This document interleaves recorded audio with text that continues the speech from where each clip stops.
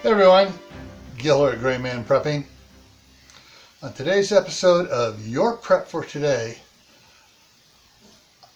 this isn't going to apply to everybody because not everybody has a fireplace, a wood burning stove, or a fire ring or a fire pit in their backyard.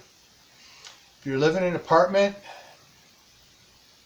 you really don't want to be burning, having a wood fire unless you have a wood burning stove in your apartment.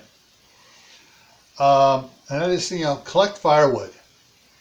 Now's the time to start cutting firewood up, letting it dry out, letting it season for the winter time.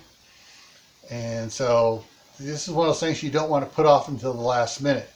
And if you're, just you get a little bit at a time, you go out, find a dead tree, you cut it down, buck it up, and bring the wood home.